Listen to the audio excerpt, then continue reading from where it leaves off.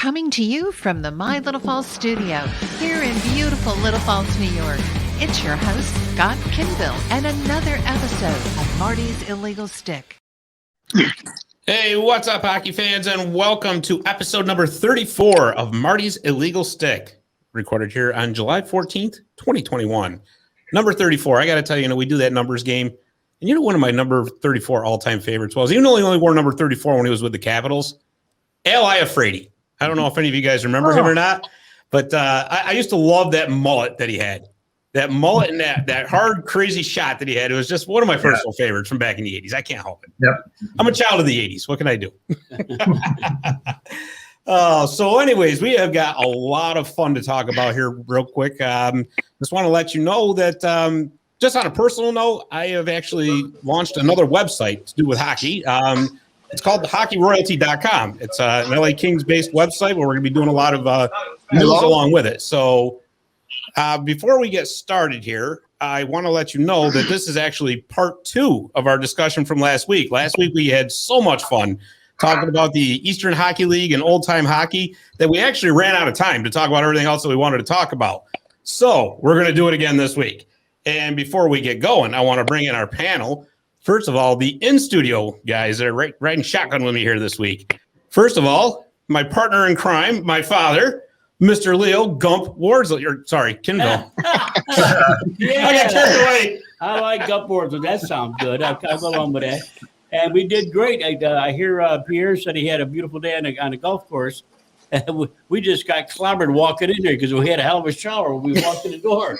So we should have brought soap. Yeah, you ain't kidding. But I'm glad to be here, Scott. Glad to be here, son. All right, beautiful. And to my left is our producer, the guy who's behind the scenes making it all happen for us, and with a big smile on his face as well, Mr. Dave the Save Warner. What's happening? Not too much. It's been tough already. Already? I see you're sweating a little bit. Yeah, technical. It's not that hot in here. It's not that. No, it's not that. I think the weather's doing stuff. Oh, is that what it is? Yeah. Okay. Well, Anyway, it's your story. Tell how you like. A lot of people that we'll have to get back on if it kicks off. That's right. Well, we certainly do have a full house this week, and that's the way we like it. Yep. All right. And our other co-host for the week just popped on, and there he is, that beautiful sign in the back, because it is the little things, and it's also the professor, Jeremy Roberts. What's up, brother? How you doing, brother? Not too bad. How you been? Good. Very good.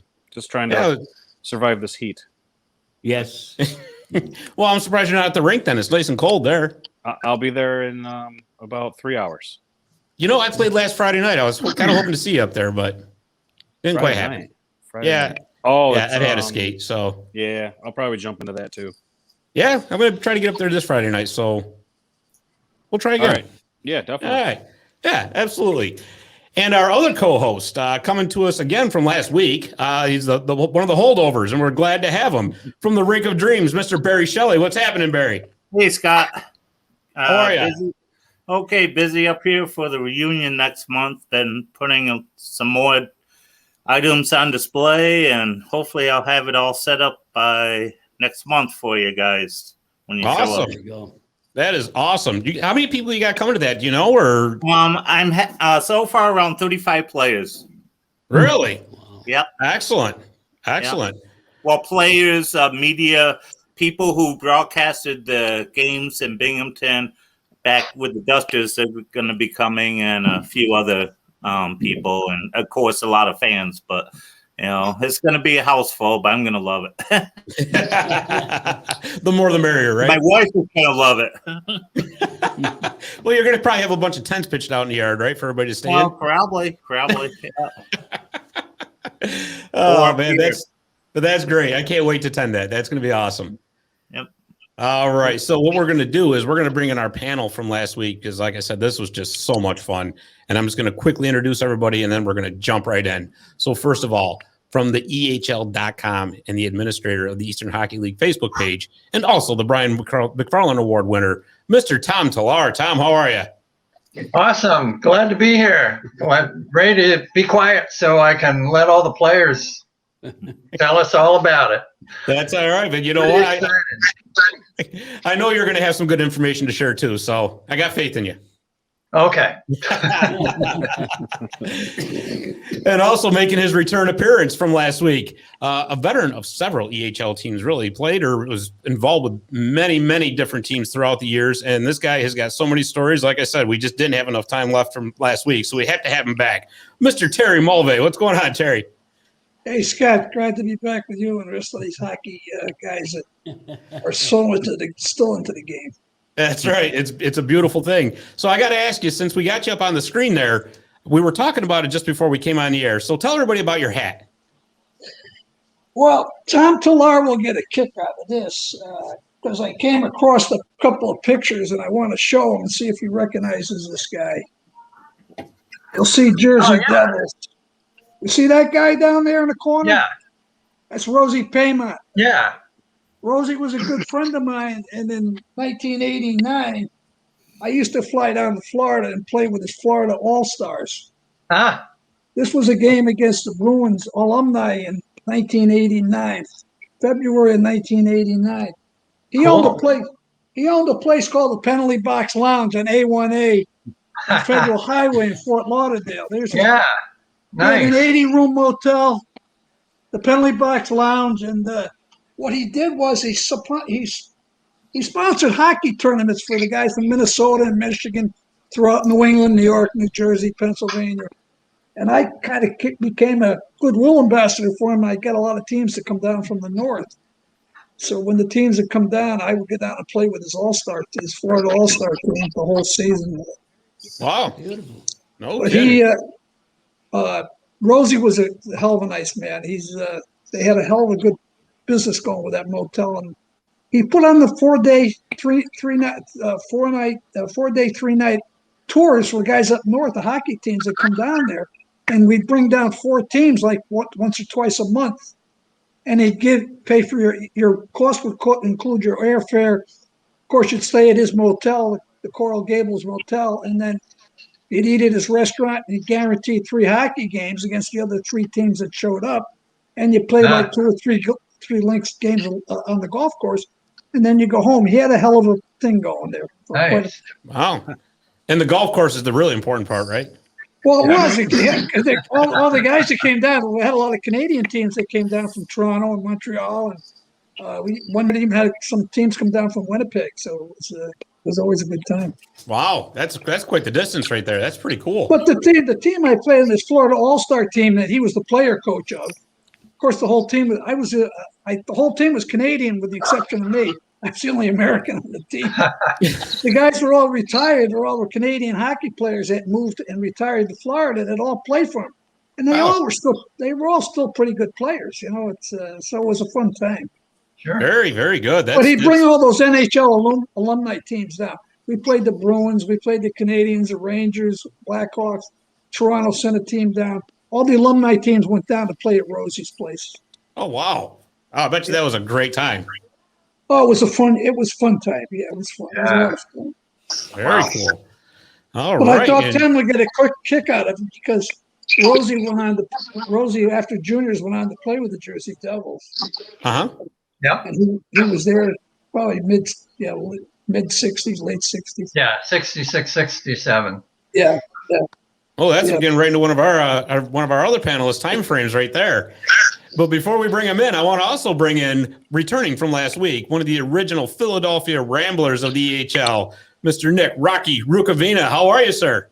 Very good. How are you doing? You're talking about Rosie Paymont. I was at his place. I went to see Rocket Richard. Rocket Richard used to come up here and do some refereeing for the old timers. And I got to know him real well. And I happened to be in Florida, my wife and I, on holidays. And I went over to see Rosie because his brother Larry used to play for me when I was coaching the team back up in Kapuskasing. And he was a very nice man, a good hockey player, but he never got to the NHL. Wow. All right. Well, that must have been something having Rocket Richard be a referee, huh? Oh, he was really good. And Henry, I knew Henry real well. I took Henry to the bush one day down the river.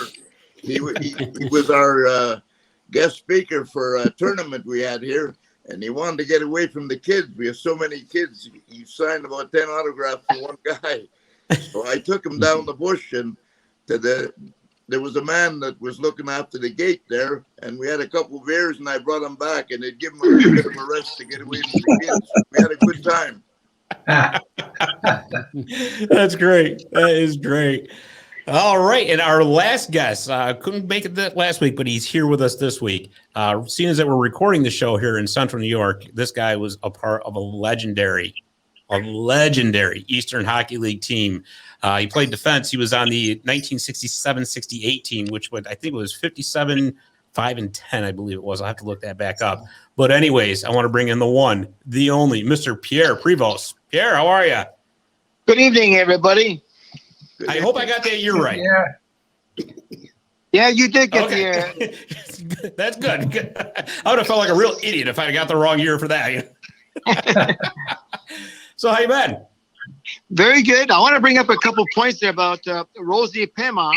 Absolutely. And that was just, Rosie was before my time, and all I heard is him and Anderson, a few battles in the penalty box at the Utica Odd at the Clinton Arena. I don't know if you guys remember that or not. But Rosie was not a big guy, but he sure was able to stand up to Andy, and Andy was a big man. Wow. I had never heard anyone stand up Andy. Well, this is what I hear. He took a punishment. Don't get me wrong, but he didn't back up every time. He must have got beat up about 3 or 4 times, but he never backed down. So he was like a weeblow, huh? What's that? He was like a weeblow, one of those ones you knock down, but you can't keep him down. Well, all I could hear is that people would just kind of, give him a lot of credit for standing up to Andy because, a lot of people would run away from him, but he never did. Absolutely. He just took all the punches, He was, like I said, I never had a chance to meet him, but he was quite the person. It sounds like he was a great guy. Yes. About what time frame was he, guys, for the EHL? Rosie, I don't really know. Maybe somebody else can help me out here because I came, like I say, 66, 67 with the Devils. Yeah. Okay. Then, so that must have been the year that just before my time, Right. Oh, gotcha.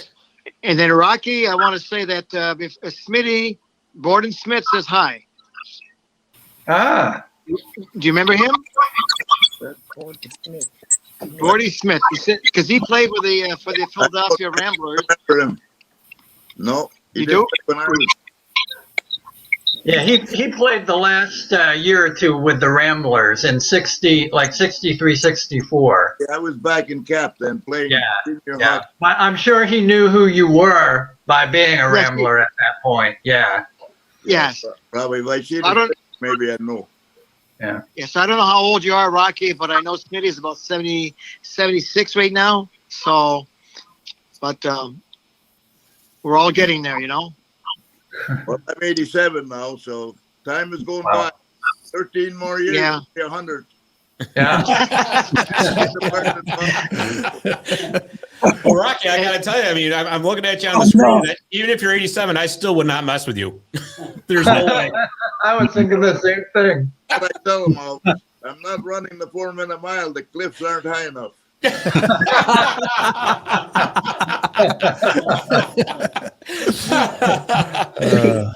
So Pierre, of course I know, but I figured these guys would be really interested to know that you actually still hang out with some of the old Comets, right? Yes, I came here back in the 67, 68 and never really left. So I've been here for over 55 years, roughly.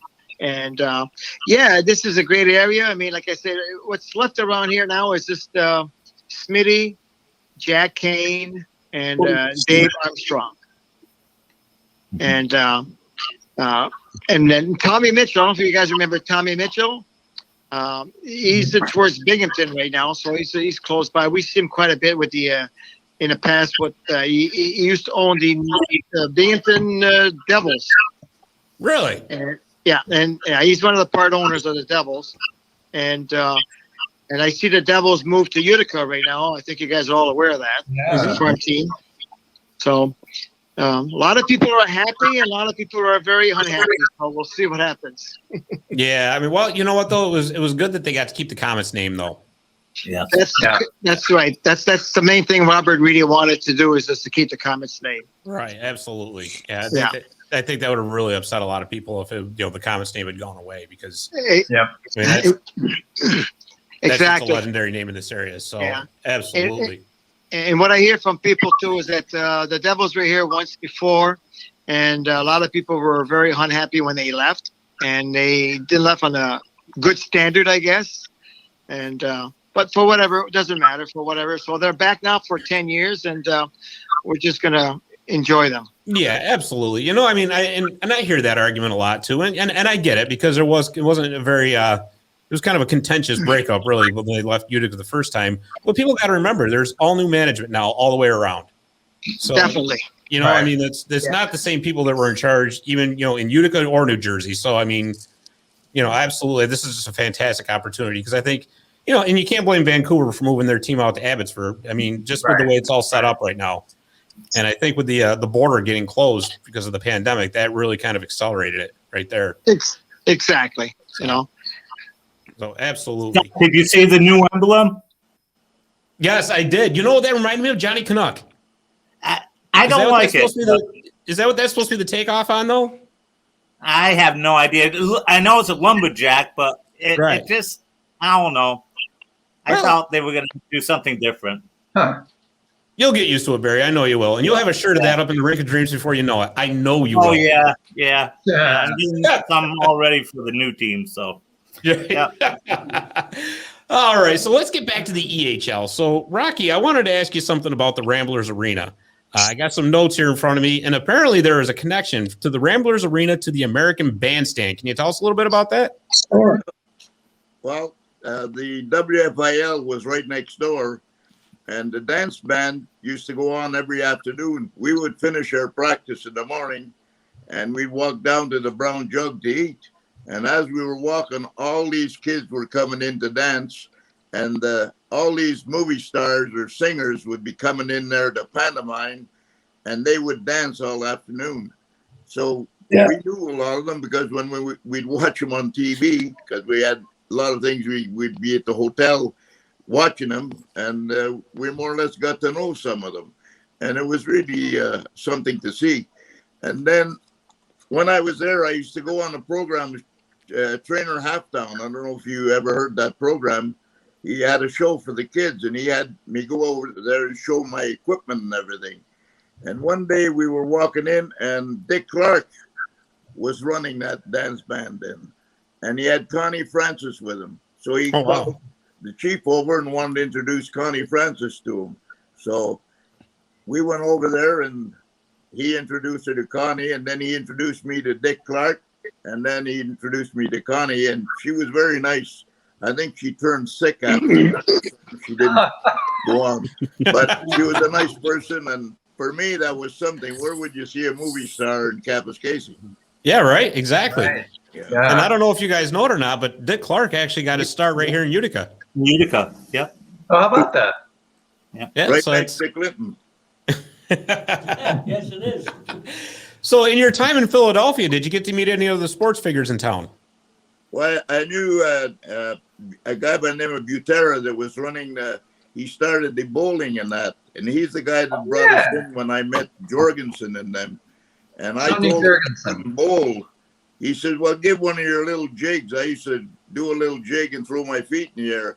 And he says, they'll think that you're just playing around, but you can bowl. So I done that, and they all thought I was fooling around, but really I couldn't bowl at all. Just tell me you didn't want to set the bar too high, right? The only bowl I had was the one I put my cornflakes in. That's great. That is great. So I got another note here about the Flying Fathers. Can you tell us a little bit about that? Well, the Flying Fathers, if you remember, Les Costello played for the Toronto Maple Leafs, and then he quit playing and became a father, a priest. So he was a priest in Schumacher, the little town right adjacent to Timmins, and he was raising funds for poor people. He done a good job. So him and a few priests started this thing where they were going from town to town raising money, and they were called the Flying Fathers. They had a team of horses out there, and the guys would ride the horses while you're playing the game. I had a police uniform that I had made up, so it'd be a little comical. they were fathers, but I was a father too. But I was a father of 3 girls. So there's a little difference there, but I got along good with them. I went as far as Peterborough, I think, to play one time. Wow. And then the father wasn't coming back. I had to get on Star Transfer and get a ride back to his town to get my car to come back home. So we didn't make too much money playing for them guys. Well, I can tell you that as a father of 2 girls, that is one of the most difficult jobs in the world, hands down. There's no doubt about it. Tell me about it. I'm so surprised you brought that up. I have a pennant from the 1930s and 40s of the Flying Fathers up here in the ring. That's right. Yes, it is. Oh, They were a good team. I grew up with I don't know how I found out about them, but growing up, someone, I think I heard about it on the radio. Some team was playing them, and they were on the radio. But back in the day, they were like the Harlem Globetrotters in hockey. Yeah. Really? Yeah. Yep. Yeah, because that's interesting, because I'd actually never heard of him until it was brought up. I think Tom actually relayed that to me. So I'm like, that's a very interesting story. You see this? They played over 5,000 games. I know that. This was their program. Huh. You see it? The Flying Fathers. Yeah. Wow. I like that little They plan. had some good hockey players, I'll tell you. That is really interesting. That's great. That is awesome.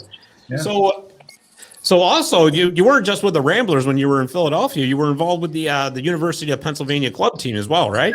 Right. I coached the university. What happened was I had to quit because we were going into the playoffs to play Charlotte, and now they've got a guy that was playing for Montreal. He's coaching them. And one thing, they were really good to me. They got my daughter to paint a picture of me and put it in the dressing room.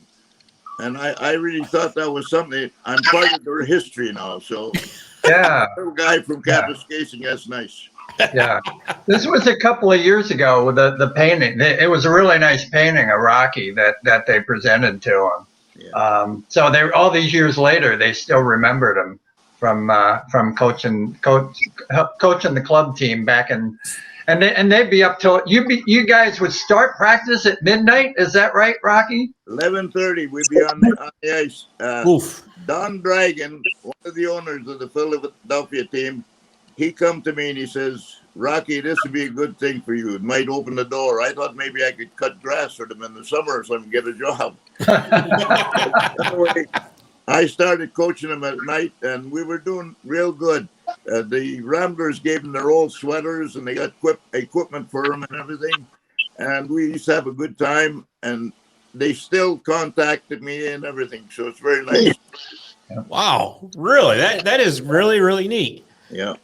So did you guys play at the Ramblers Arena, or was there another rink that you guys played at? Or In the Ramblers Arena. Really? Yeah. Wow, that I had is a something picture else. there of us playing, I think they were playing Lehigh. Okay. Wow. So is the Ramblers Arena still standing by chance, or I No. don't think no? Because that's actually a Tom question, I think. Is how many of the EHL arenas are still around?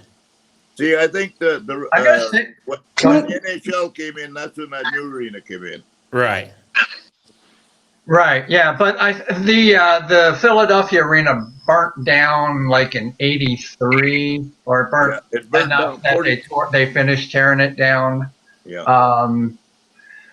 So yeah, how many arenas are left? At least. Well, the 10. Baltimore arena burned down. That's when we went to Charlotte.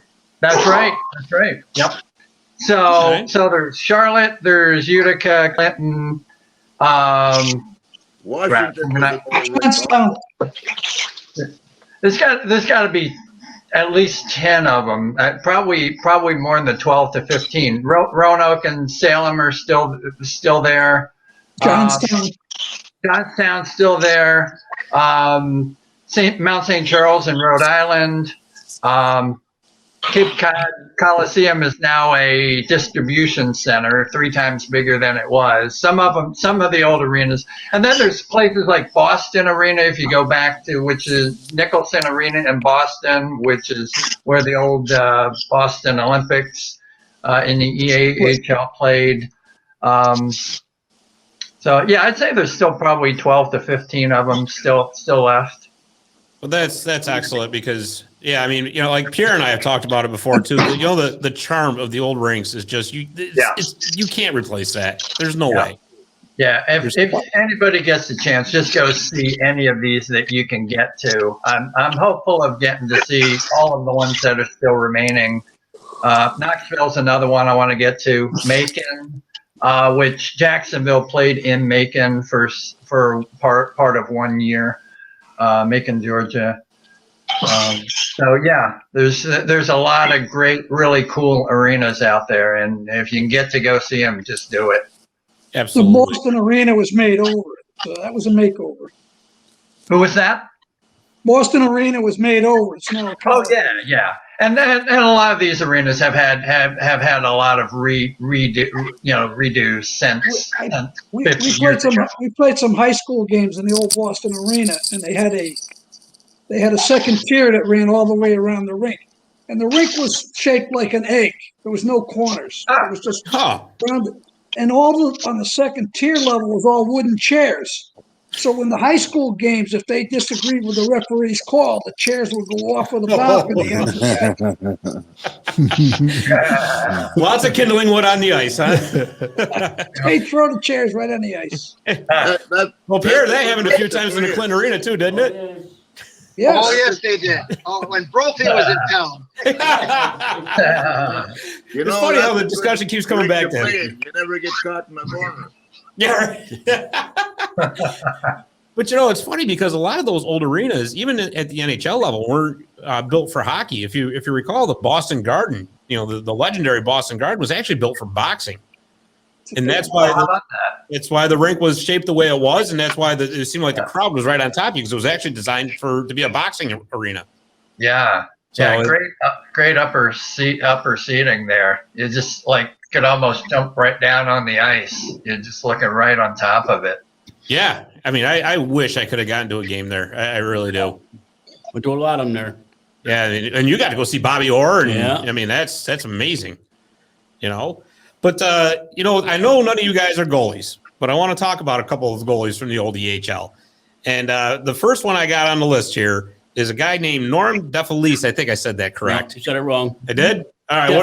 DeFelice. Sorry. That's the French Canadian in me. I can't help it. I want to say DeFelice. Right?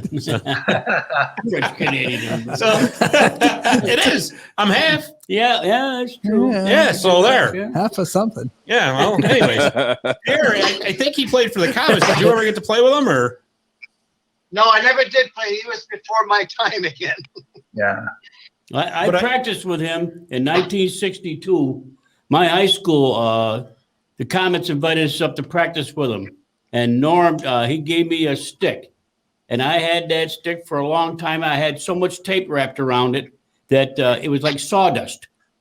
But I did not want to part with that stick. And I tell you, he was a hell of a guy.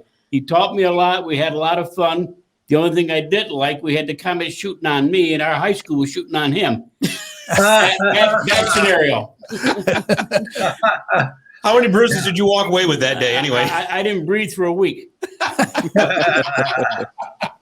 Yeah. So do you all know why? Because DeFelice was such a great EHL goalie, and the reason why he was in Clinton or stayed in the EHL as long as he did instead of rising up is because Eddie Shore, who owned the Springfield Indians, owned his contract. And Shore was a bit of a hothead, and DeFelice was a bit of a hothead. And DeFelice didn't want to work for Shore, and Shore wasn't going to let DeFelice play for any other team in the AHL or any other professional league. So DeFelice had to stay at the Eastern Hockey League level, and that's why he was a better level goalie than your average EHL goalie, but he couldn't rise up because Eddie Shore owned his contract and wouldn't let him above that level. Really? So he could not go anywhere in the AHL because of Eddie Shore? Right. Shore owned his contract and wouldn't let him. Contract. Yeah. What was his name again? DeFelice. You would have played against him like he was from with Schumacher. That guy, I knew him real well. Oh yeah. He was a good goaltender. Oh His yeah. brother- His brother played in the AHL also. I think his name was George. George The forward. Yeah. Yeah. What's his name? Blanking out on it. His brother, Angie? Yeah. Angie, thank you. I knew it started with an A and I wouldn't come up. Yeah. Yeah. I never knew him until I went to the Eastern League, but I knew Norm before. Oh, how about that? I stick for that team a lot of nights. Yeah. Oh, it was amazing. Wow. All the Blade players call him DeFelice. They didn't call him DeFelice. See, so I was sort of right. So there, thank you, Terry. I appreciate that. All the Blade players called them Normie and Angie DeFelice. Yeah. Okay. There. I I feel would say- very vindicated now. Thank you, I sir. would say Normie was probably the best that I saw in that league. Yeah. Les Binkley was another one, and Ivan Wamsley was a good goaltender too. Ivan's passed away. New Haven had a goaltender named Gaetan Desereau, who was also an excellent goaltender. Terry, who did Ivan Wamsley play for? He played originally. I think he played with Charlotte, and then then he went on with the Ramblers. Okay. I think Herb Brenchley brought him in. Yeah, he was with Johnstown, I think, like in 1950, and it gets back before the time frame we deal with mostly. But I think he was with the Johnstown Jets then, and then when the Ramblers started, then he came in, like you said, Jerk Brenchley brought him in. So He was one of the most hated goalies in the Haven. Really? If Rocky remembers, they used to. Well, he wore a towel around his neck. A white towel. That's right. And they used to call him Ivan the Towel. That's right. And the crowd, section 13, the zoo in the New Haven Arena, they would get on his case when they come out on the ice until the time they left. And they just drove that guy nuts. They drove him crazy. They threw it. He'd skate around once in a while. He'd skate over just to antagonize the Crook. They throw beer at him. They throw hot dogs through the chicken wire. They threw everything under the sun at that poor guy. They hung him in Charlotte. When we played in Charlotte, they hung that's him. right.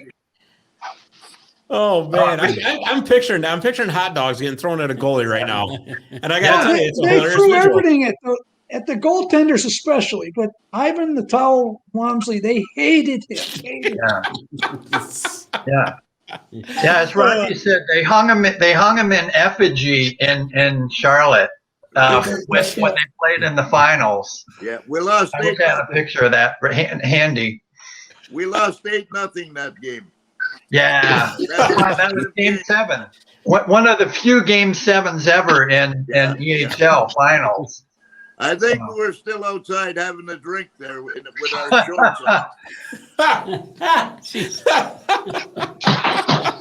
I can tell you one with Ivan. When I went to get my knees shaved in Toronto, I was in the hospital, and once I got out, he come and picked me up and asked me to go to his place. So I went there, and he got me half inebriated and then brought me back to the hospital. Can't get him anymore. That's great. You didn't need an anesthesiologist, I guess, right? Yeah. That is great. One of the worst playoff stories that was related to me through Perry, because I was friends with Don, when he was with the Ducks and they went to play the Nashville Dixie Flyers. I think it was the finals. I'm not sure. It could have been the 64-65 season, but they went to Nashville. And, of course, he said that when they rolled into town on their bus, they had signs across every street in Nashville that said, "For dinner, Long Island duckling." So he said we had an inkling we were in for a hell of a night. Well, they were, because the game wasn't 5 minutes over. They had a bench clearing brawl. And he said, next thing you know, we had 200 fans on the ice fighting with us. Wow. And they not only had to call the Nashville police in, he said, but they had to call the county sheriff's office in. He said they had to postpone the game. The game was only 5 minutes old. They had to postpone the game, and they wouldn't let the Ducks out of their dressing room. And when they finally did, they informed them, they said, "Your bus got burned to the ground by the fans."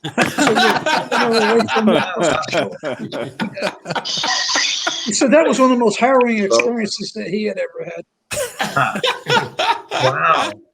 Wow. Oh, my goodness. I don't remember that being that bad, but yeah, I'll check that out. Yeah. Wow. Yeah, He if said you can get any pictures, oh my gosh. Phil. Yeah. It's got to be recorded somewhere, Tom. But he said that was one brutal night in Nashville. Yeah. Wow. No kidding. Well, I tell you, speaking of other EHL goalies, legendary Ed Jockman guys start in the EHL. He played for the Comets. Pierre, did you ever get a chance to play with him, or was? I played against. No, he was before I was. I'm starting it out with you here tonight. I tell you. Yeah. I played against Ed Jockman. Did you? Yeah. Jockman, he was living in Sudbury, and his brother was supposed to come down for a tryout to the NHL, but he turned sick, so he took his place and made the NHL. His poor brother never made the NHL. That's right. He was a better goaltender. Wow. How do you think Thanksgiving went for that one, huh? Yeah. Yeah, he went to Washington. Now that you're saying that, I remember seeing that story. Jockman ended up going to play for the Washington Presidents, trying out there, and that's how he got his start because his brother couldn't make it. Yeah. Wow. I never knew You guys that. you guys talk about Sudbury. Do you guys remember Archie Burt? Yeah, he played. I think he played for Johnstown, didn't he? Well, he ended up with Clinton, I think. Yeah, Clinton. Yeah, it could be Clinton. I forget now, but I know he played because I met him in Sudbury after. Yeah, because he's still around the area. That's why I was mentioning that. Another guy is Mo Bartoli. You probably remember. Yeah. He was a good hockey player. Mo Bartoli. Yeah.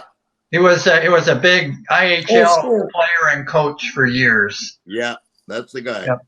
Yep. He's passed away since. Wow. I got a question for Rocky. I had a question for Rocky when Rocky was with the Ramblers. You must remember Junie Fontana. Oh yeah. Junie was from Agawam, Mass. Right.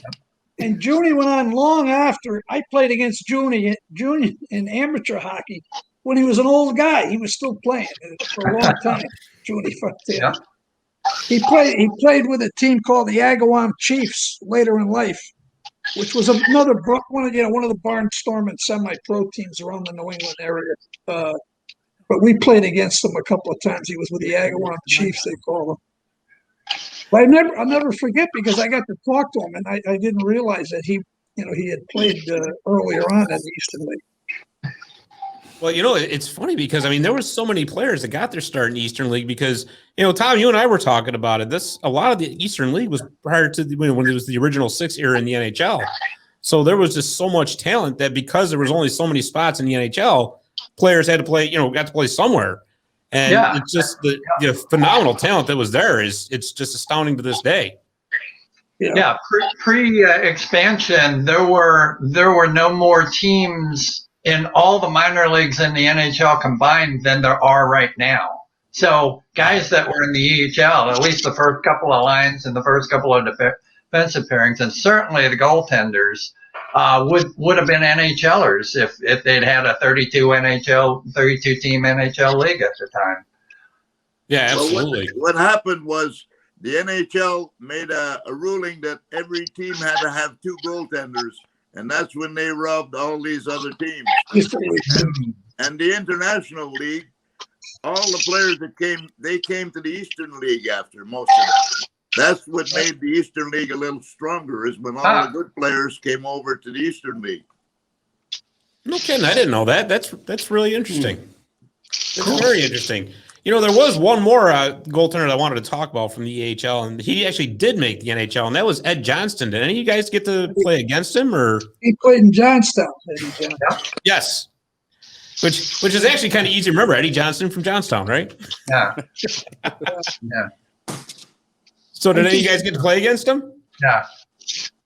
Rocky, did you I'm play? not sure. I think I might have played the game. I played in Johnstown. I think he might have been the goalie that night, Eddie Johnston. I think he played 59-60, I think. That was the last year. I was back at The home. 1 year he played, and that was kind of the deal with a lot of the guys that made the NHL is they played 1 year in the EHL and then moved up. Well, so many of those goaltenders got a chance to move on to the NHL because they toiled around in the minor leagues for years. I mean, they were older guys. I mean, it was nothing for those guys to pay 10, 12, 15 years in the minor leagues, and then they got called up. They ended up playing a little bit in the NHL. Yeah, well, you mentioned Les Binkley earlier. I mean, he was 50, he was a great goalie. 54, 55. For Charlotte. Yeah. He started with Baltimore, and when they moved to Charlotte, he was there, and then he was in the minors for years until they had expansion. And when I was stick boy, when the Charlotte Clippers used to come to town, he was one of my favorite guys. Of course, John Muckler was the player coach, and the guys that were the goal scorers were Bibber and Nipper Ahern. Bibber Ahern was a great goal scorer, and his brother Nipper came along and started playing with the Clippers too. But Brophy was with the Clippers there at that time too. Around that time. Well, Brophy and Muckler were a defensive pairing. In Charlotte. So it's amazing to look back and know that in hindsight. Well, what was amazing to me, and I said the last episode, I could not ever forget them traveling in those brand new Ford Fairlanes. There you got Les Binkley. Yep. Look at that. Yeah. Number one there. That's interesting. That's very cool. Charlotte Gold. Okay. All right. I got you. And that's me right beside him. Guys, there you are. Yeah. It looks like Chuck Stewart there too in that picture. And Muckler, I played against him also. Did you really? He's gone now too. Yeah, unfortunately. Just recently. Boy, what a heck of a career he had, though, huh? Yeah. So I want to ask you guys just real quick: was John Brophy as bad as his reputation lets on? What? Oh God, yeah. I played against Brophy. Yeah. I was just wondering if he was really that bad, or if it was more of a reputation thing, you know? Well, a lot of the players from the opposing clubs called him a swordsman because he was such a master with a stick. I mean, he was the master in the Eastern Hockey League with a stick. He could take your ear off in a face-off circle. He could spear you. He could butt end you in the rib and break your ribs without the official even seeing it. And he'd just break your ankles every time you're around the front of the net with the guy. I mean, he was a stick fighter. You know, stick fighting was acceptable back in the early ages of the Eastern Hockey League. That stick fighting went on a lot. Yeah. Wow. You know, it's forbidden now, but they'd crack each other real good. I can remember as a stick boy, I can remember a lot of stick fights. Brophy was in a lot of them. Brophy was in a lot of them. And $50 fine. And that'd be about it. And maybe a quick suspension or something. $50 back then was like $500 now. The only benefit to getting cut by John was you got an extra $5 for every stitch you took in your paycheck. And you know, it's funny, Terry, you say that about the stick fighting. I mean, those sticks back then, it's not like today with the composite white sticks. I mean, those are almost practically trees in your hand. I mean, you can really hurt somebody with those. Well, they were brutal. They were heavy. Yeah. And they were designed to hurt you. I mean, they were designed. They used to say, they put the lumber to you. You know, if you got smart, they put the lumber to you. That was the kind of the pattern, you know. We used the wind well. And once the W hit his belly button, you knew that it was in deep enough. That's right. That's right. Yeah. See, they don't know what the wind well equipment was all about, Rocky. Yeah. I was just wondering which end they came in with that stick with to get to the belly button. I'm not sure I want to know. I don't know. That's why they put the W in the middle. Guys, I have to ask you, I looked through all my old hockey news and I found a name that always popped up that played with the Devils. And he was called Dave Lee. Oh, yeah, David Lee, sure. David Lee. I can't even. Yeah, it was a good scorer for both the Devils. I never heard of him, and I didn't know if. And then they have a story about a guy who lost his eye in New Haven. Oh yeah, that was George. I can't even pronounce it. He's in our Facebook group, the Eastern Hockey League Facebook group. Oh, okay. So Dave Who was a it? pretty Who good was it? scorer. George, He started out in Knoxville, came to Jersey. He played in Clinton in 72, 73. Oh, okay. Who was that? Georges Boucher? George Guibault. Yeah. Huh. Okay. There he is. Okay. George Guibault. Okay. I lost it. Got a puck. It was a puck in the eye, right?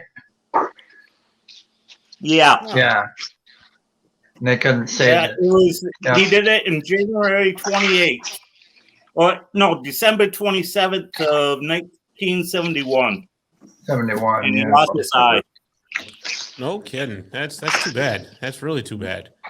So I'm not sure which one of you guys mentioned him earlier. It was Art Dorrington, and he's got a great story that I'd love to hear more about. Was it you, Rocky, I think maybe mentioned him, or was that Tom? Yeah, I had mentioned him the other day. Rocky, tell us about Art Dorrington. Well, Art Dorrington was a good hockey player, and I was his roommate when we stayed out of town. And every time we'd stop to eat, we'd be the last car that would come in. And all the guys would have their food, and they'd be eating, and then we'd drive in, and the minute Art got to the door, they threw him out. They wouldn't let him in. So our team would pick up, and we'd walk out. So we told Art one time, maybe you should come a half an hour later, let us eat, and then come. Because we always missed our meal. Yeah. Yeah, Art was a great black hockey player. The first 2 years of the EHL, when it came back, he was actually the leading scorer in the league. He was a Rangers prospect. I think he was the first colored guy to be signed as a professional. Right. So and he was an American from New Rocky Jersey. was having issues with the food when they went in for food was because he was the black player. Yeah. Racism back then, sure. Yeah. He also was an American from New Jersey. He was an American hockey player. Okay. He was from Nova Scotia. But he claimed lived his in Atlantic birth. City for a long time. Yeah, he always claimed his birthplace as New Jersey. Oh yeah, he was there forever. He was big. He had the Art Dorrington Foundation, getting the youth of Atlantic City playing hockey. The rink there is named after him. I just miss being able to meet him a couple of years ago. He missed the game I went to down there when he had a bad hit, but. He was a great player. Unfortunately, he went after the first 2 years. He went into service. Oh, there he is. And then he broke his leg after he came back from service in his 11th game back. There he is. That's him. He's accepting the most valuable player award for the Ramblers, and then that's Rocky next to him, who got the fan favorite award for the Ramblers. Well, this picture here, this is when he was going into the Army. That was going into the service. Yeah, I'm sorry. He was in the States too long, so they made him go into the service, and that's where he lost a little bit of his hockey. Oh, that's too bad. Yeah. That's terrible.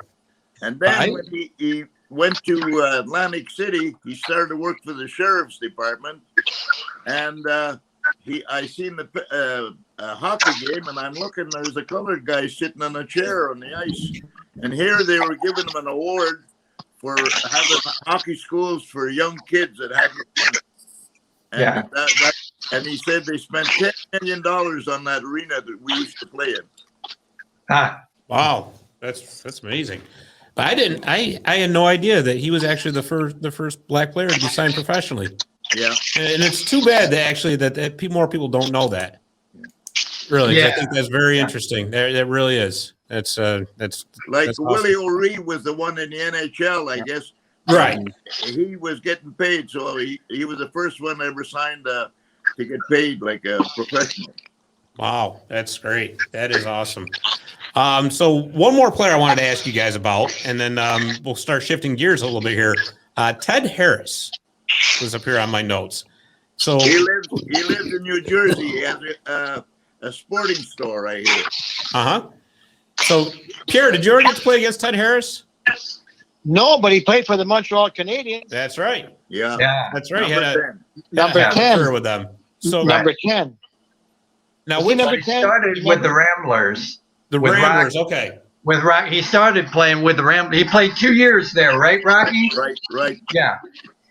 Yeah, he was tough. He was tough. Yeah. Got 5 Stanley Cup rings. Yeah, he was tough until he ran into Ray Leacock in the Haven one night. Yeah. Ooh. Well, you're talking about black hockey players. Ray Leacock was a national heavyweight boxing champion in Canada. Don Perry brought him down to New Haven because Don was always in favor of having not 1 or 2 enforcers. He wanted 3 and 4 enforcers. So I played against him. Wow. When the going got rough, New Haven was always right there, and nobody could match up to the fighting. Yeah. But Ted Harris matched up to him. Well, they stood toe-to-toe one night in '58 in the New Haven Arena, and I was stick boying for the Ramblers that night. I was playing that game. Yeah, and you watched it. And both benches emptied right around the red circle at center ice, and they went toe-to-toe with haymakers for 5 or 6 minutes. I mean, it was an Ali Frazier fight. It was an Ali. They stood there blow for blow. I never saw another hockey fight like it ever again. Simply because today the players it's more wrestling. They try to want to dance. They don't want to punch. These guys wanted to punch, and they threw shots. They put the referee in between. They can't get hurt.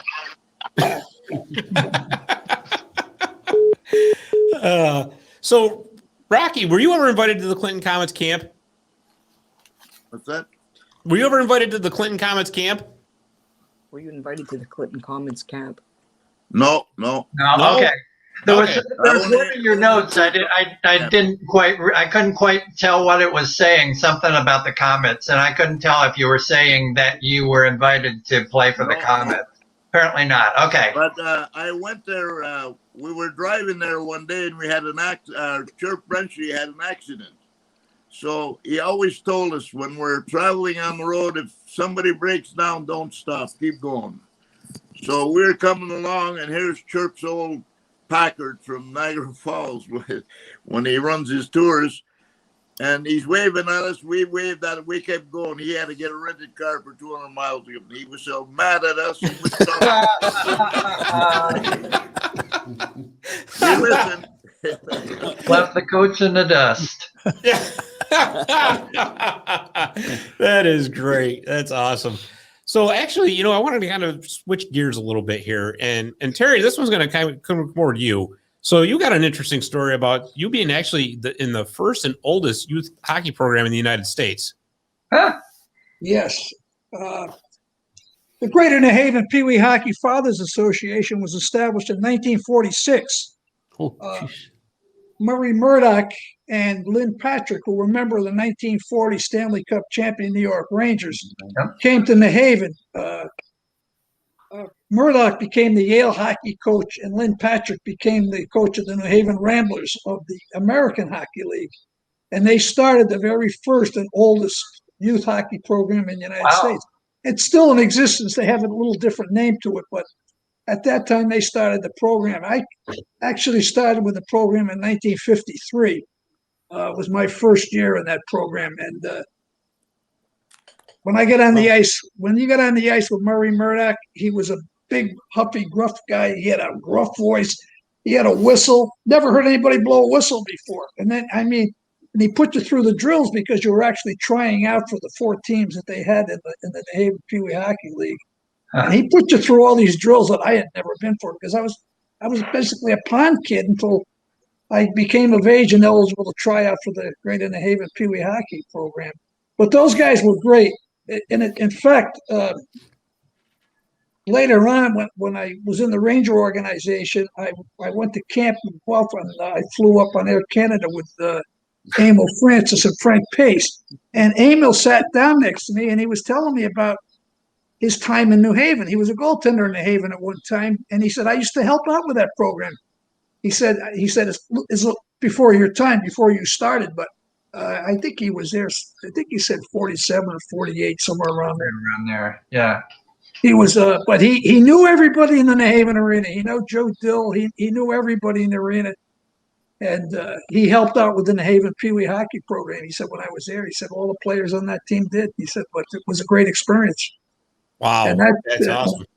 Yeah, it was, and it's still recognized as the oldest and first youth hockey program in the country. That would be one of those really cool features for like an in between the periods of like like the game of the week or something like that.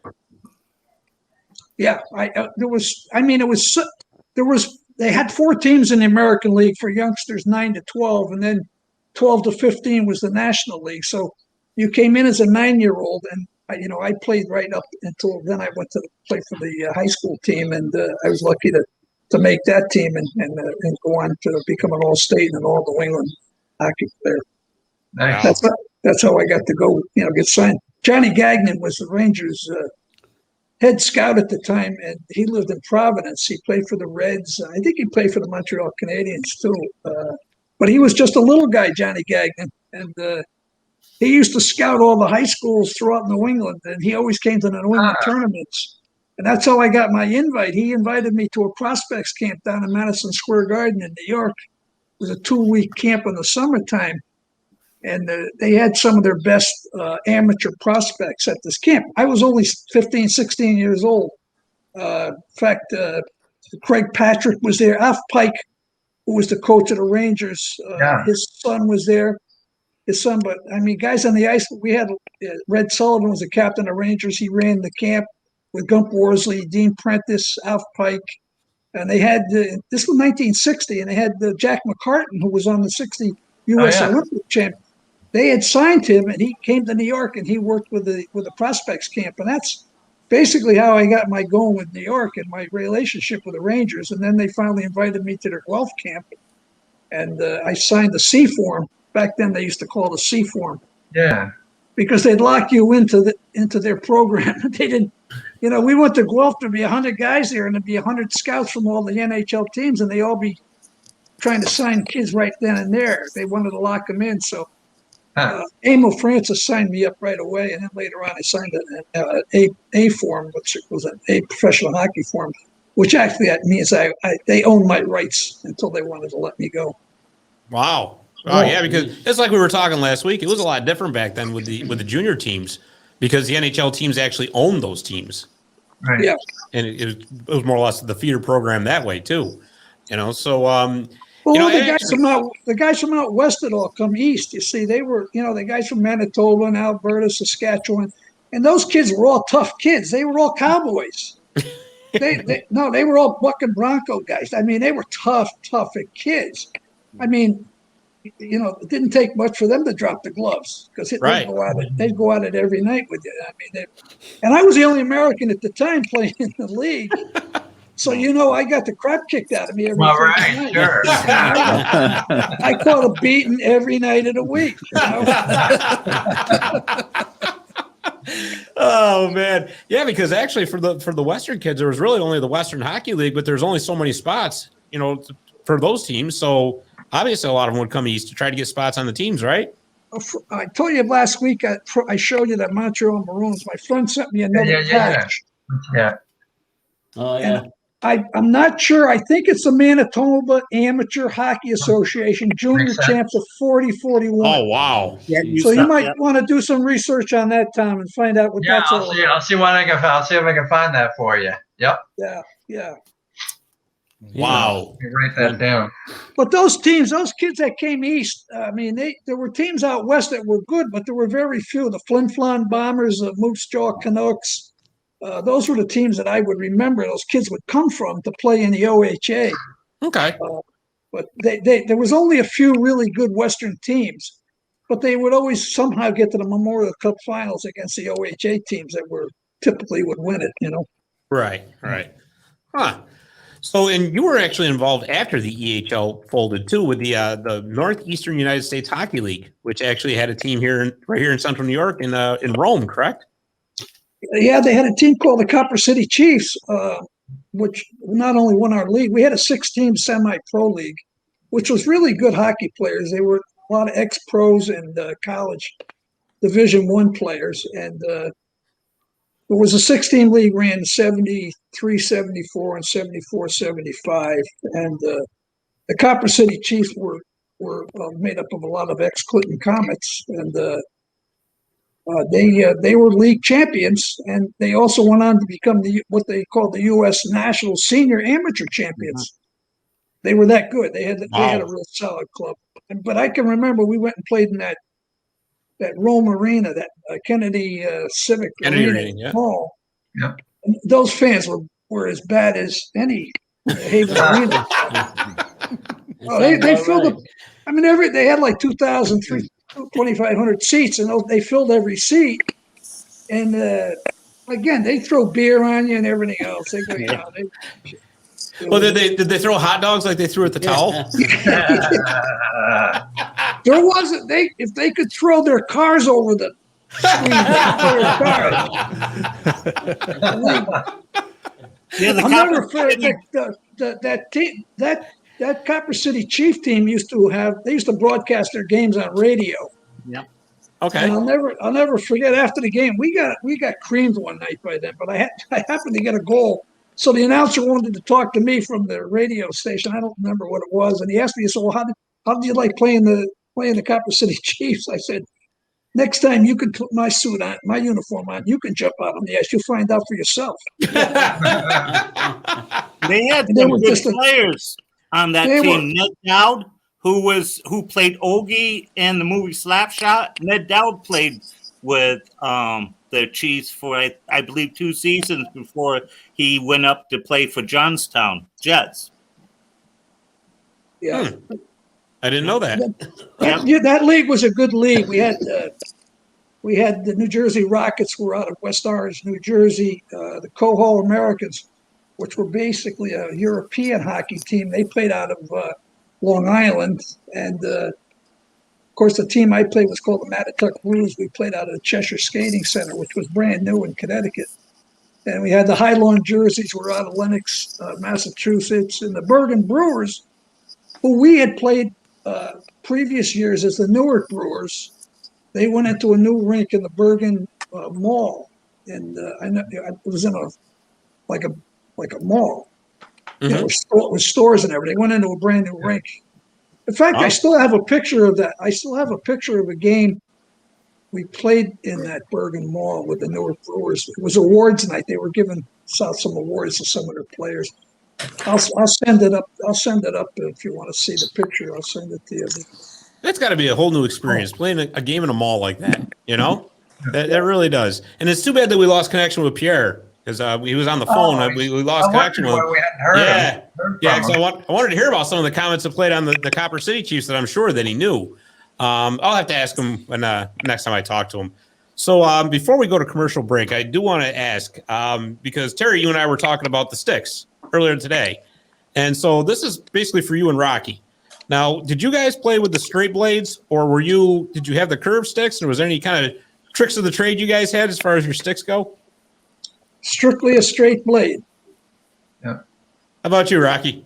Straight blade. Yeah. Hey, yeah, Rocky, did you have a stick there? I see you have Victoriaville. Victoriaville. Oh, yeah. Victoriaville. Look at that stick. It's not a Wally? No, everybody, and Rocky will tell you the same thing. All the players had different little tricks of the trade in preparing their stick. I mean, I used to shave the corners down with a plane to make the stick more round, so I had a better feel for it. Because I was a centerman, so I was the playmaker. And then, down on the end of the stick, I always trimmed the whole edge of the blade, because when you wanted to dig the puck in the corners, you wanted your stick to be able to move smoothly so it didn't get caught in the boards. Because a lot of the rinks, the boards were so shabby. Right, You get caught. You'd end up spearing yourself with the end of your stick if you didn't watch out. Yeah. Yeah, because a lot of the boards had the slats in the it. shaft and the blade were all one stick. And then, on the end of the stick, a lot of the players, especially the defensemen, they'd have a huge wad of tape on it because they played with one hand a lot of times because they they always had their stick out trying to take the puck off your skates and your stick. So they had a big handle on the back. I used to like to take tape and twine it and run it right down the shaft of the stick, and then tape over it so I'd have a grip. Okay. I used to cut the leather palms out of my gloves because that way I had complete control of the stick with my skin right on the stick. Wow. And then they outlawed you couldn't cut the leather. Brophy was a master. He cut his out for another reason because he could hold your stick and hold your sweater without you going anywhere, and your fishes would never know it. You know, isn't it amazing? Every time we talk about something dirty, it's like 6 ways back to John Brophy. Brophy, right? Yeah. Well, there's a guy that knew all the tricks. I think he invented most of them. You know, probably. But I tell you, I used to have an old Titan stick that I actually got at a Utica Devils game. They used to sell them in the pro shop. So the players that they were either broken or they weren't using them anymore or anything like that. And it was the thrill of a lifetime for me to get a Titan because Wayne Gretzky was my idol growing up. So to get a Titan was just unbelievable to me. And as a matter of fact, this particular stick was Paul Eisenbart's, which I couldn't believe I got it because anybody remembers the Utica Devils, he was the star of the team, right? So I think it cost like $20, $25, which as a 15-year-old was pretty much everything that I had in the world at that point. But anyways, I had to have that stick. And the first thing that struck me when I picked that thing up, I thought I was going to have to start lifting weights to be able to move that around because that thing was just ridiculously heavy. I'm like, oh my God, how does Gretzky do this with this, with this piece of lead that I'm carrying around right now? But, they were just indestructible sticks.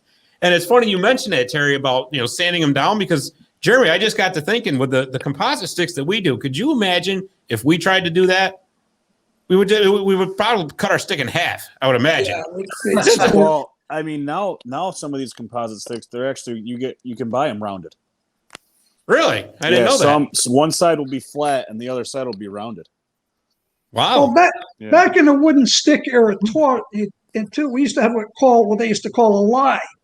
LIE, meaning the defenseman would use sometimes most of them would use a lie 2, 3, or 4 because they were longer, and what happens is the shaft and the blade would be at different angles. Mm-hmm. So 2, 3, and 4 would be used by defensemen, and 5, 6 were used by wingers, and a 7, which I typically use, or an 8 was used by centermen because the blade was much closer to your body, so I could always bring the puck in and play the puck off my skates as well. Okay. So, and that's typically the lies 2, 3, 4 were the defense, 5 and 6 by the wingers, a 7 and 8 by the centers, and the goalers had a lie 13, which was just a special stick all by itself. But you can't ask a young guy today what lie stick because they'd look at you like you're a screwball. Like, does that mean? Could having that higher lie help you in the face-off circle, Terry? Well, you know what? I learned to take face-offs from Red Sullivan, captain of the Rangers, when I was in their prospects camp. I learned enough that when I got back to high school, my 2 years as an all-state player, I never lost a face-off because he taught me how to take face-offs. I mean, when you're learning from one of the best, you can't go wrong. No, not at all. Not at all. And there was just Jeremy. I'm sorry, Terry. Go ahead. There were just little tricks that he could teach you that you could win. The whole key was knowing the referees and the linesmen that were dropping the puck. That was the whole key. Right. Positioning yourself. Just positioning your skates and your blade. So you're either going to draw it or move it forward. And there were different tricks to try to fake out the opposing center, which you were actually going to do with the draw. So it was a unique language of its own, taking face-offs. And they became so important. Even in the NHL today, you see how important it is to win offensive face-offs. They win hockey games. Yeah. Oh, absolutely. Absolutely. And it was no different back then, too. Because you had a lot of guys that could shoot the puck, and if you could win the draw in the offensive zone, a lot of goals got scored that way. Absolutely. Absolutely. Well, Jeremy, I'm glad you told me that because, if they sell composite sticks that are rounded like that, maybe I'll go out and spend $250 on one of those sticks. And maybe this season, hear me out, my goal total will probably rise from 2 to 3. Well, maybe. Scotty, maybe. I'll tell you right now, they're not 250. They're like right around 320. Oh, well, hey, what? That 320, it's worth that extra goal in our beer league. I'm telling you. Yeah, I mean, I used one the other night, and I actually didn't like the feel of it. Really? It was different. Yeah, it was definitely different. Hey, I'm sure it's got something you got to get used to. Yeah, it's weird. It feels like, I played softball for years, and it almost feels like putting a softball bat in your hands. Oh, wow. Like just the shaft, just having that round feel to it. I mean, a lot of guys like it. A lot of guys had to adjust to it, but I couldn't do it. I was like, it feels weird. Yeah. Well, I mean, it's like with anything else. I'm sure it'd be something you'd probably have to get used to. Yeah. So what I think we'll do is we'll take a quick commercial break, and then when we come back, we'll have a few other closing thoughts. But I do want to get breakaway trivia in because I just love breakaway trivia. And yeah, so does guys, Gumper doesn't do very good with breakaway trivia, but he's going to get it one of these times. I got faith in him. One yet. I'll help you out too, Scott, with that stick. You buy it, now buy the tape. Yeah, I was going to say, let's not talk about that stick right now, okay? You buy it, I'll buy the tape. Yeah. No, it goes on the stick, though, not around my mouth, okay? You read my mind, huh? So, anyways, Breakaway Trivia is brought to you by Jimmy Iceman McNeil's book, The Red and White Zamboni Ice Machine. Jimmy has the book for sale, and if you would like a copy, you can email him at mac_iceman@hotmail.com, and we've also got that up on our website. This week's Breakaway Trivia question is, in what year was the first NHL entry draft held? The answer when we come back. Visit My Little Falls and stay connected with the latest news, information, and events in the city and the area. Our mission is to generate interest in the community and connect residents in a more meaningful way by facilitating deeper conversations about how these stories will shape the future of the Mohawk Valley. Join thousands of weekly visitors who stay up to date with feature stories, interviews, videos, our event calendar, and print publication, the Mohawk Valley Express. It's about timely local news for the community, keeping citizens informed about important issues, telling about the people who live and work here, and giving locally owned businesses the opportunity to reach a very targeted audience of locals and tourists alike. It's a whole new form of media-rich content developed specifically for today's mobile lifestyle and listeners. You can download our iOS app in the iTunes Store, listen to our country music streaming radio station, or sign up for a weekly newsletter. Stop by today at mylittlefalls.com. You'll be glad you did.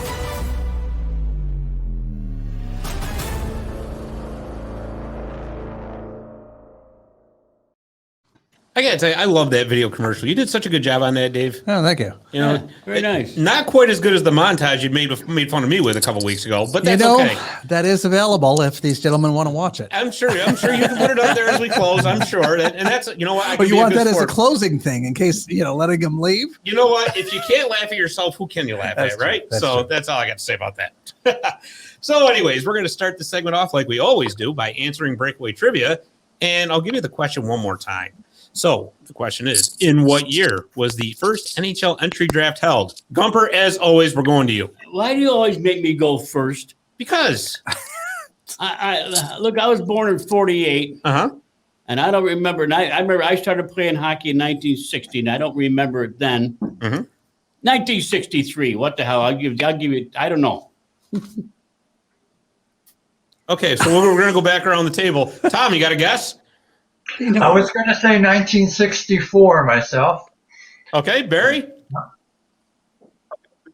You saw me get up. I have a file of every single entry draft. Oh, so you're quoting Dave. You're Barry, and don't do it. I can't find it. I have everything in boxes because I'm painting. But I think it was 1954, 53, 54. Okay, Jeremy? Wow, you guys are going like way before my time, so I'll stick within my time since it's so makes more sense. I'll say 1980. Okay, Terry. Oh, hold it. Speaking of which, I have a question on the question. Now, when you say, Oh no, he would do this. are you saying it's the NHL draft, or are you saying Correct. when they started calling it the entry draft? Oh, you got me on a technicality there, but it's Yeah, the wait NHL a minute, draft. because I know it's not the 80s. Okay, the NHL draft. Okay, then Oh, no, I don't my like you. answer stands. Okay. All right. You got it. Actually, you got me on a technicality there. Nice job. I should have known better. I should have got a historian on the show. I should have known better. Every word you say counts. Oh, Terry, what's your guess? I'll go back. I'll say like 1960. I'll say 1960. 60? Okay. Yeah. Since I screwed up, I'll let you change it. How's that? I'm gonna say 67 during the expansion. 67 during the expansion. Okay, Rocky. 62. 62. Wow. Okay, so you said At least I'm in the ballpark. you this said week. 63, right? Yes. Yeah. When Congratulations. It's lucky number 34 for you. You got one. Are you kidding me? Wow. Oh, You got one. Oh my God, I can't believe it. This kind of feels like when the Cubs won the World Series a few years Holy back. Wow. 1 for 34. That's not bad. So there you Yeah, I remember that. So when you go home, you can have a celebratory beer tonight. Absolutely. 2 or 3 of them. Oh, man. Just a couple of quick news and notes I wanted to go over from around the world of hockey. Happy retirement to Pekka Rinne. He played all 13 seasons of his NHL career for the Nashville Predators. Heck of a guy, and you don't see that too often anymore. A player playing his entire career for one team. So it's special to see that, Unbelievable. It is. It really is. I wish we could see more of that, but I think, what is it? Steve Yzerman, I think, has the record for being with one team for the longest time, I think, right? He's the longest tenured captain, I believe. Yeah. It was like 23 years or something, I think. So All with Detroit. Yeah, all with Detroit. Mackerel, that's amazing. Yeah, it is. It really is in this day and age too. But You'd have to bring back the Montreal Canadiens, because back in that era of hockey, if you were a male born in the province of Quebec, you also became the property of the Montreal Canadiens, whether you ever laced a pair of skates on or not. Right. So when you signed to play with the Canadiens, you were there for life until they decided they wanted to send it packing. Now, didn't they buy the whole Quebec Major Junior League just to have the rights to Jean Beliveau? Yes. Could you imagine that? My goodness. That is incredible. So, Barry, what do you got in your hand there? Getting back to sticks, this always bothered me. I have sticks from the 20s, 30s, 40s, 50s. This is from 1959. It's an air my stick there. And this belonged to a gentleman who played for St. Louis, and he was on the All-American team as defense. But if you notice, it says left-handed, but the stick is as straight as can be. How can't a stick be played left or right since it was straight? Sure. Well, I can answer that. There you go. Because of the lies, Why? there was a little abnormality with the lies. The lies 5, 6, especially 5, 6, and 7, and 8. Yeah, this was a 5. Yeah, 5, 6, 7, and 8. They always put left or right on there, and it was a preference of the way the guy held the stick, and the blade may have just a little bit of imbalance. Okay, they come out of the factory, so they would mark it left. Now, there's always a misconception of people. They don't understand. If a guy shoots left, they think he's a left-handed player, but he's really a right-handed. You're strong. Whatever your strong hand was at the top of the stick. So if you were right-handed, your hand was at the top of the stick, but you shot from the left side of your body. Right. And vice versa. If you were left-handed and you were strong with your left hand, your left hand was at the top of the stick, and you shot from the right side. People could never understand that. They didn't understand the game. When they said, well, he's a left-hand shot or a right-hand shot, they thought that he was either right-handed or left-handed, which is totally the opposite. I actually knew that. So I actually knew if, since I use a right-bladed stick, my right hand's down, but my power hand's supposed to be up top. Yeah, I actually knew that. So you're playing wrong, Jeremy? I'm playing wrong. Yeah, I'm playing. Okay. All right. I'm Are you- just well, it's- you could be ambidextrous. You ambidextrous? Oh, no way. no. I couldn't shoot a left-handed stick if No, I but try. I couldn't do it at all. I was thinking that's how I played too. Well, same it way. was funny because I'm sure he's gonna put this video in at the end of the show. And when he ripped, this guy sandbagged me totally, right? When we started this, I don't know anything about hockey. Just leave me out of it. I'm just going to do the producer work. Well, slowly but surely, it was kind of like Star Wars, right? He was like our little Jedi, and we got him more and more into hockey. And so we were doing this street hockey thing over in Little Falls here for the kids a few weeks back, and he shows up for my Little Falls to take pictures and video and all that. And I'm just playing goal for the kids, having a good time. So Dave here, Mr. I've never played hockey before. I don't know anything about it. Grabs a hold of his stick. He goes, "Hey, mind if I take a couple shots at him?" Like, yeah, okay, go ahead. Figured he's just going to dribble a couple across the road, right? Mario Lemieux here snaps one right by my head.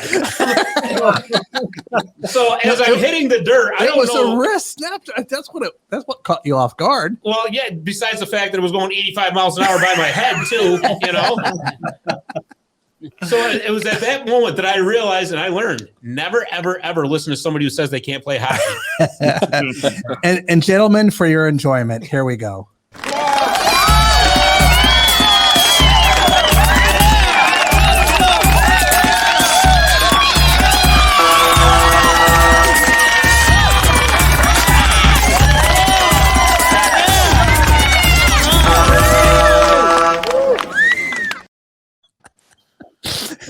I mean, to defend Scott, since he is my teammate, I mean he doesn't play goalie. That's right. Thank you. He doesn't play goal. Jeremy, no, he doesn't. No. Those kids just proved it. I was looking for Gumper. Red light over here. Yeah, right. Hey, you know what? I wish I'd known about the towel. I wish I'd known about that before. There you go. Oh, geez. Just one last note I wanted to go over here. The Tampa Bay Lightning have become the latest team to dent the Stanley Cup. I don't know if you guys saw that or not. Quite a legendary dent, actually.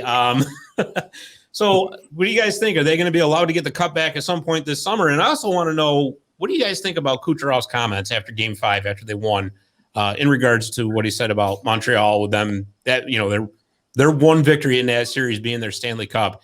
You think he's going to be a wanted man next year? Absolutely. No, I think it was heat of the moment. He was probably already drunk. I mean, I understand like where the heat could come from, but I mean, hey, I mean, you got to take it away from the team that has it, right? And they're now this two-time Stanley Cup champions. So well, it's going to be a little easier to carry now with that handle they basically put in the top of the cup. Yeah, I mean, but here's the other thing: they're not the only team that's ever damaged the cup. I know there's a long list of it. Another team broke the cup right off. So I mean, the dent is just a dent. I guess. I mean, you look at it that way. I think it kind of adds to the legend of the cup myself. Oh yeah, absolutely. Yeah. One thing about Kucherov, you got to remember. I'm just speaking as a hockey player. Hockey players never forget. Number one. Yeah. That's exactly what I was getting at. If you'll notice, the interviews today are no different than back when I was in my day. Everybody's a humble hockey player. We're always respectful to the team you play and the players you played against. You never ever would make any negative comment about any player or any team. You just didn't do that. Yeah, absolutely. He's wanted. Kucherov will be an early headhunt next season. Yes, I agree with him. Yep. My gut feeling is, especially when they play in Montreal, with the fans back. Man, it's going to be that game is just going to that game will be fun. That game will be fun to watch. Montreal PD might have to look up some of the old Nashville or the sheriffs there for some advice on how to keep teams in the locker room, right? Oh man, yeah, I don't know. Like I said, the cup will be fine. There's essentially 3 cups. Yeah, there's a bunch and it's not, and they're not full. It's like pieces of the cup, Right. So they switch in and switch out if they needed to. Right. Yeah. So well, I mean, look at it this way: at least the Montreal fans get the cup for a little while. Yeah. Right. Yeah, I don't mind the cup getting dented at all. Like I said, that kind of just adds to it. If you ask me. Did you see that they had, like, during the whole boat parade, because you saw Tom Brady throw the somebody. So they had a dive team on standby just in case the cup went overboard. Oh, jeez. Was it either the cup or one of the players that was drunk on the jet skis going overboard themselves? I'm going to say both. I'm going to say both Scott. of that one. Scott, I'll mail this out to you. You keep it for a week and then mail it to everybody else. And then let's see, 6 of us at the end of the 6 weeks. See if I get it back like this. Let me answer that question for you right That's now. nice. You won't. You won't get it back at all. We're not in hockey season, Scotty. So we're good. Listen, Barry, don't put you should anything take- by us. Barry, you should take that cup, you and Scott, and have every person you've ever had on a hockey podcast have their name put onto your cup. Hey, there you I go. love That's it. an idea. Yeah, maybe I'll do that. Yeah, Thanks that's a lot. good idea. We'll be All on right. it too. That's perfect. Good idea, Terry. I like that. Thanks, Terry. Have I like that a lot. have everybody's name that you've had on your show engraved into your cup. That'd Oh, wow. be pretty cool. Hey, that is a great idea. Look at that. All right. I already have up on the rink. Everyone who's ever been to the rink has signed the board. So there you go. Yeah. even Scott signed it. I can't really read it, but I know it says. At least you know, Barry. That's it. We can't read a chicken scratch either. So. Oh man, this has been too much fun, guys. This really has. We're going to leave the Zamboni Time Machine in the garage again this week. So it's up to Jimmy Iceman McNeil's Zamboni garage, still getting repaired, getting ready for the season. But before we go, I do want to do Website of the Week. Website of the Week is brought to you by 315hockey.com. 315hockey.com is your news hub for all things hockey in Central New York. So this week's Website of the Week is, once again, the EHL.com. I can't get enough of this website. Tom, you do a fantastic job with it. And you know what? It really is just one of the hidden gems of the hockey world as far as what you can find on the internet. And like I said, just keep doing what you're doing, man, because it's fantastic. It really wait is. till I can retire and actually have time to work on it. So, well, I'll tell you, the work you've done is fantastic. It's fantastic. I have like 20 times as much stuff to put on there, and I just never have time. So, yeah, yeah. Thank you. There's never enough time in the day. Never. Right. You know. But no, like I said, you're doing fantastic, and just keep it up for us. That's all we ask. Appreciate it. Absolutely. Well, guys, I think that's about all the time we got. But I want to thank each and every one of you for coming on. This has been fantastic. For Terry Mulvey, Rocky Rukavina, Jeremy Roberts, Barry Shelley, Tom Telaar, and of course Gumper, thank you for coming on. And I do want to let you know that you can find us at martyslegalstick.com and also on mylittlefalls.com. And you can find us on all social media platforms under Marty's Illegal Stick Hockey Podcast. And that's it. So for Scott Kindle and for the rest of the crew, we will see you next week. Thank you very much. Have a good day.